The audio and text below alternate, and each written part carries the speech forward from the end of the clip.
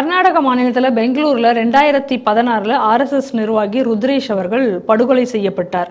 அப்போ அது படுகொலை செய்யறது யார் அப்படின்னு சொல்லி பார்த்தா பிஎஃப்ஐ அமைப்பினர், அதாவது பாப்புலர் ஃப்ரண்ட் ஆஃப் அமைப்பினர் சார்ந்தவர் தான் அவரால் கொலை செய்யப்பட்டார் இவர் அப்படிங்கிறது அப்பொழுது வந்தது. ஆனால் அதில் முக்கிய குற்றவாளியாக கருதப்பட்ட முகமது காஸ் நியாசி அப்படிங்கிறவர் இந்த நம் நாட்டை விட்டு தப்பி போய்விட்டார். அவரை கண்டுபிடிக்க முடியாமல் தலைமறைவாக இருந்தார் இவ்வளவு காலங்கள். அவருக்காக பிரைஸ் எல்லாம் கூட அவரை கண்டுபிடித்தவர்களுக்கு அப்படின்னு சொல்லி அறிவிக்கப்பட்டது என்ஐஏவால். ஆனால் தொடர்ந்து இது குறித்து விசாரணையும் இதை குறித்து இவர்கள் கண்காணித்து கொண்டே கொண்டிருந்தார்கள். ரெண்டாவது, இந்த பிஎஃப்ஐனுடைய இவர் தான் பிஎஃப்ஐனுடைய முக்கிய நிர்வாகி அப்படின்னு சொல்லப்படுகிறது. இவர் பல நாடுகளுக்கு பல நாடுகளில் இருக்க ரெசிடென்ஸ் இருந்தது அப்படின்னும் சொல்கிறார்கள். அப்படி இவரை தொடர்ந்து கண்காணித்து வந்த நிலையில் இவர் தென்னாப்பிரிக்காவில் ஒளிந்திருக்கிறார் அப்படிங்கிறது கண்டறியப்பட்டது. அந்த நாட்டுக்கும் ஒரு அலர்ட்டை கொடுத்திருந்தார்கள். அதற்கு பிறகு இப்பொழுது கண்டுபிடித்து அவரை இப்போ மும்பைக்கு எடுத்து வந்திருக்கிறார்கள் விசாரணைக்காக. உண்மைக்குமே அவர் ஒரு யோகம் செய்தவராக நான் பார்க்கிறேன். பாரத நாட்டில் ஒரு விஷயம் இடையில் அறிவித்தாங்க. என்ன அப்படின்னா, பாரத நாட்டின் எதிரி எங்கே இருந்தாலும் நாங்கள் அவனை பிடிச்சிருவோம்னு. அப்படி அவன் பிடிக்கப்படாவிட்டால் அவனை போட்டு தள்ளிடுவோம்னு சொல்லியிருந்தாங்க. தொடர்ந்து இது நடந்துக்கிட்டு இருக்கு.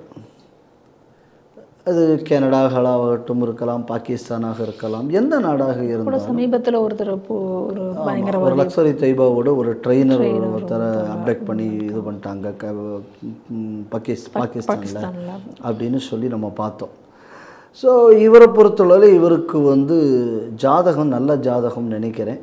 அதனால் இவர் பிடித்து வரப்பட்டிருக்கிறார்.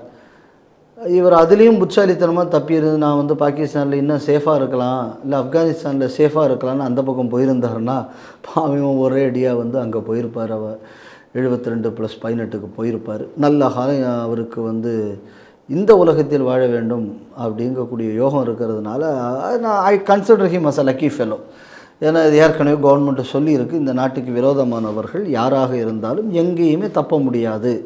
அதோடு ஒரு உதாரணமாக தான் நான் இதை பார்க்கிறேன். இந்த மாதிரியான கடுமையான நடவடிக்கைகளை பாரத நாடு தொடர்ந்து செய்தால் இந்த மாதிரியான வன்முறைகள் குறையும். இப்போ ருத்ரேஷ் அவர்களுக்குள்ள இந்த மர்டர் இது தொடர்பாக நான் ஏற்கனவே இந்த பிஎஃப்ஐயை பற்றி வரும்போது நான் சொல்லியிருக்கேன். இந்த விஷயத்தை மறுபடியும் ஆனால் நான் நினைவூட்ட விரும்புகிறேன். ருத்ரேஷ் அவர்களுக்குள்ள போஸ்ட்மார்ட்டம் ரிப்போர்ட் நான் பார்த்தேன் பர்சனலாக. அதே மாதிரி கர்நாடகாவில் கொல்லப்பட்ட பாப்புலர் ஃப்ரண்ட் ஆஃப் இந்தியாவால் கொல்லப்பட்ட பலருக்குள்ள போஸ்ட்மார்ட்டம் ரிப்போர்ட் பார்த்தேன். தமிழ்நாட்டில் பாப்புலர் ஃப்ரண்ட் ஆஃப் இந்தியாவால் கொல்லப்பட்டவர்களும் கேரளாவில் பாப்புலர் ஃப்ரண்ட் ஆஃப் இந்தியாவால் கொல்லப்பட்டவர்களும் போஸ்ட்மார்ட்டம் ரிப்போர்ட் எல்லாம் நான் ஸ்டடி பண்ணியிருக்கேன். பாப்புலர் ஃப்ரண்ட் ஆஃப் இந்தியாவுக்கு முந்தைய அவதாரம் அப்படின்னு சொல்லியாச்சுன்னா மனித நீதி பாசறைன்னு ஒரு அமைப்பு, அந்த அமைப்பினரால் கொல்லப்பட்டவர்களுக்குள்ள போஸ்ட்மார்ட்டம் ரிப்போர்ட்டும் நான் பார்த்துருக்கேன். இந்த எல்லா போஸ்ட்மார்ட்டம் ரிப்போர்ட்லேயும் நான் ஒரு சிமிலாரிட்டி பார்த்தேன். இந்த சிமிலாரிட்டி என்ன அப்படின்னா, இந்த இடத்துல ஒரு வெட்டு, கை விரலில் ஏதாவது ஒரு இடத்துல ஒரு வெட்டு இருக்கும். இது எது, இந்த காமனாலிட்டி எதை குறிக்கிறதுனா, குரானில் ஒரு வசனம் வருது, அவன் பொடரியில் வெட்டு, அவன் விரல் நுனிகளையும் வெட்டு. இது வந்தாச்சு, இது அல்லாவின் ஆணை. இதுதான் அந்த குரான் வசனம். அப்போ இது எல்லாத்துலேயும் இருக்கிற அந்த காமனாலிட்டியை பார்க்கும்போது இந்த மாதிரியான கொலைகள் என்பது எவ்வளவு பிளான்டா, கொலை பண்ணுறதுக்குன்னு ஒரு மிஷனரி சார்.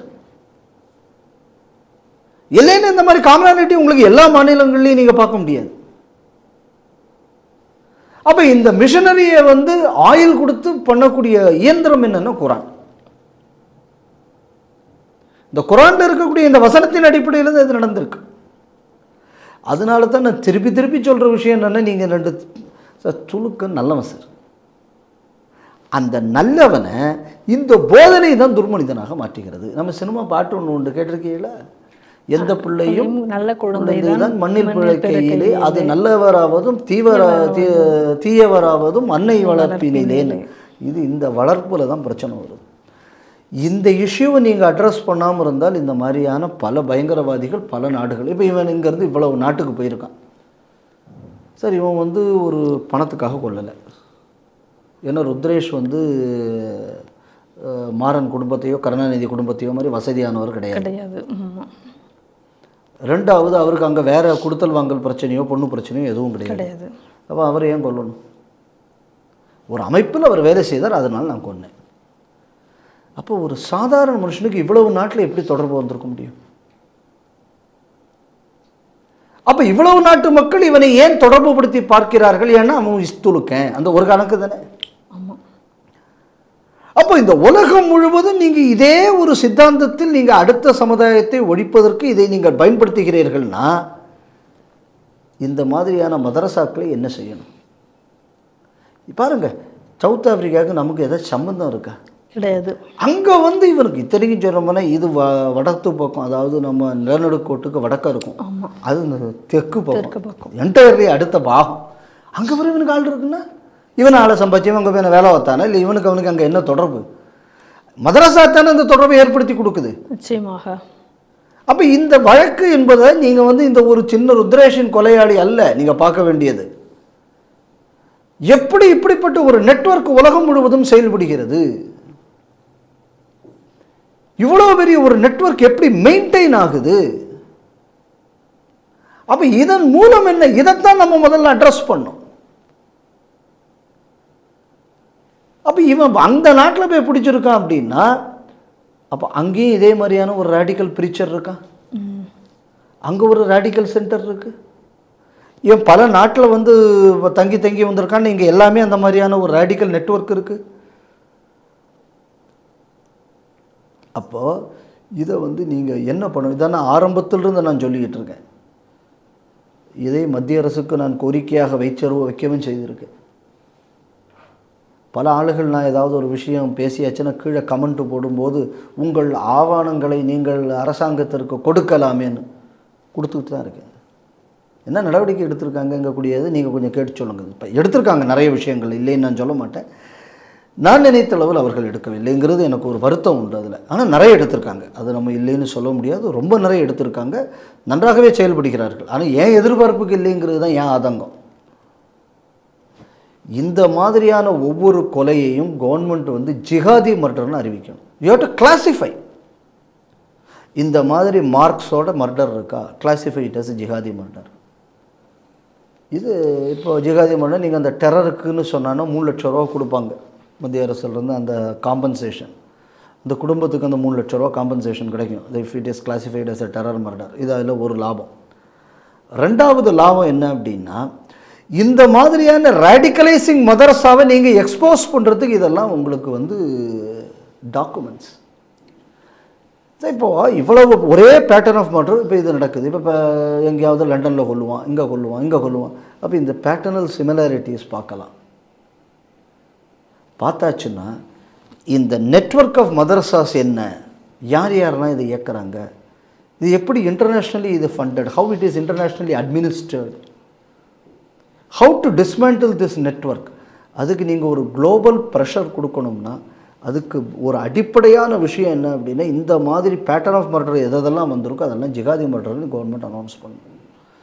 எனக்கு அதில் ஒரு சந்தோஷமான விஷயம் என்ன அப்படின்னு சொன்னால், நம்ம ராமலிங்கம் அவர்களுக்கு மர்டர் திருபுவனம், அதை ஜிகாதி பேட்டர்ன் ஆஃப் மர்டர்னு சொல்லி அறிவிச்சிருக்காங்க. ஸோ அது வந்து ஒரு வரவேற்கிறதுக்கு ஒரு விஷயம். ஆனால் இந்த மாதிரி இதுக்கு முன்னாடி இருக்கிற எல்லா இதையும் நீங்கள் அந்த இதுக்குள்ளே கொண்டு வரணும். கொண்டு வந்தாச்சுன்னா இட் வில் பி ஒரு எஃபெக்டிவ் ஃபைட் அகெயின்ஸ்ட் ஜிஹாதி டெரர். இது நம்ம நாட்டுக்கு மட்டும் இல்லை, எல்லா நாட்டுக்கும் இது பிரயோஜனப்படும். இந்த சிமிலர் பேட்டர்ன் இருக்குன்னா அப்போ என்ன, அந்த சிமிலர் த்ரெட் என்ன, த ரேடிக்கலைசிங் சிமிலாரிட்டிஸ் என்னென்ன இருக்குது. So how to address it. இந்த மாதிரியான ஒரு குளோபல் ஸ்ட்ராட்டஜி எவால்வ் ஆகுவதற்கு இது வந்து ஒரு ஆதாரமாக அமையும். ஸோ இப்போ இவங்களை நீங்கள் செக்யூர் பண்ணி கொண்டு வந்த உடனேயே இப்போ அது நீங்கள் அந்த பேட்டர்ன் ஆஃப் மர்டரை பண்ணுங்கள். நான் கொடுத்த பேப்பர் ஏதாவது தொலைஞ்சு போச்சுன்னா திருப்பி என்கிட்ட கேளுங்க, நான் வேணால் திருப்பி கொடுக்குறேன், நான் பிரச்சனை இல்லை. ஏன்னா இதெல்லாம் அரசாங்கத்தில் அடிக்கடி நடக்கும்.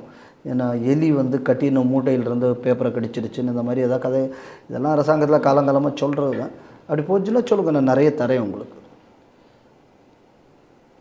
இதை வைத்து இந்த மாதிரியான நெட்வொர்க்கை நம்மளால் நியூட்ரலைஸ் பண்ண முடியும். இது உலகம் முழுக்க இருக்கக்கூடிய பயங்கரவாதத்தை இது பண்ணும். ஏன்னா இந்தியாவுக்கு வந்து ஒரு மோசமான ஒரு ட்ராக் ரெக்கார்டு இருக்குது. இங்கே உலகத்தில் இன்றைக்கி பெரிய ரேடிக்கலைசிங் மதரசாஸ் அப்படின்னு நீங்கள் சொல்லியாச்சுன்னா தப்லீகி ஜமாத், இந்த தியோபந்து, ஜமாயத்தே ஹிந்து, இது எல்லாமே இந்தியன் பேஸ்டு தான். இது எல்லாமே நீங்கள் அதோட ஃபவுண்டேஷன் எங்கன்னு பார்த்தோன்னா வெஸ்டர்ன் யூபி ஹரியானா பார்டராக தான் இருக்கும். உலகம் முழுக்க இருக்கக்கூடிய பெரிய பெரிய பெரிய பெரிய ரேடிக்கலைசேஷன் பண்ணுறது யூரோப்பில் ஆகட்டும் சரி, இன்னும் அமெரிக்கா கனடாவில் ஆகட்டும் சரி, இந்த மதரசா தான் இதுக்கு எல்லாத்துக்குமே ஆரிஜின்.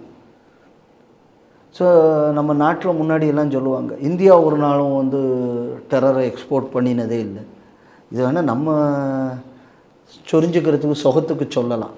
ஆனால் உண்மை என்ன அப்படின்னு சொன்னால் இந்த மேக்ஸிமம் உலகம் முழுக்க ரேடிக்கலைஸ் பண்ண மதரசாவோட ஆரிஜின் இங்கே தான். ஸோ இந்த நெட்வொர்க்கை இதை வைத்து நீங்கள் இதெல்லாம் பிரித்தாச்சுன்னா இதை இந்தியாவில் அடக்கும்போது உலகம் முழுக்கத்துலேயும் உங்களால் அடக்க முடியும். ஸோ இந்தியா உலகத்துக்கு அமைதிக்கு ஏதாவது ஒரு நல்லது செய்யணும்னு நினச்சா நீங்கள் இந்த வேலையை செய்தாலே போதும். இது சண்டைக்கான காரணம் இல்லை, காலங்கள் இல்லை அப்படின்னு பேசுகிறதே கூட இந்த அடிப்படை விஷயத்தை செய்தாச்சுனாலே ஒரு மாபெரும் ஒரு மாற்றத்தை உலகம் முழுவதும் ஏற்படுத்த முடியும். இந்த வழக்கையும் இந்த வழக்கு வந்த காலத்திலேயாவது எனக்குள்ள வேண்டுகோள், மெயின் ஸ்ட்ரீம் மீடியா அந்த விஷயத்தை பெருசாக கண்டுக்க போகிறதில்லை. இன்றைக்கி தேசியவாதிகளுக்குள்ள பலமே இன்றைக்கி சோஷியல் மீடியா. அந்த சோஷியல் மீடியாலேயும் நம்மளை வந்து பிளாக் பண்ணுறான், நம்மளை வந்து அதிகம் வந்து ஷேர் பண்ண முடியாமல் பண்ணுறான். இது எல்லாம் வந்து அவங்களும் பண்ணுறாங்க. மீதி இருக்கிற கொஞ்ச நஞ்சத்திலேயாவது இந்த வழக்கை மையப்படுத்தி இந்த மாதிரியான மர்டர் எல்லாத்தையும் ஜிஹாதி மர்டர்னு கிளாசிஃபை பண்ணணும் அப்படிங்கக்கூடிய ஒரு நரேட்டிவை தேசியவாதிகள் செட் பண்ணுங்க. இது நமக்கு ஒரு ஆப்பர்ச்சுனிட்டி. இந்த ஆப்பர்ச்சுனிட்டியை பயன்படுத்தி இதை ஒரு மூமெண்ட்டாக மாற்றினால் பயங்கரவாதத்துக்கு எதிரான ஒரு போராட்டத்தில் நமது பங்கும் இருக்கிறது அப்படிங்கிற ஒரு சந்தோஷம் நமக்கு இருக்கும். அதற்காக பகவான் நம்மளை ஆசீர்வதிக்கவும் செய்வார்னு நான் நினைக்கிறேன்.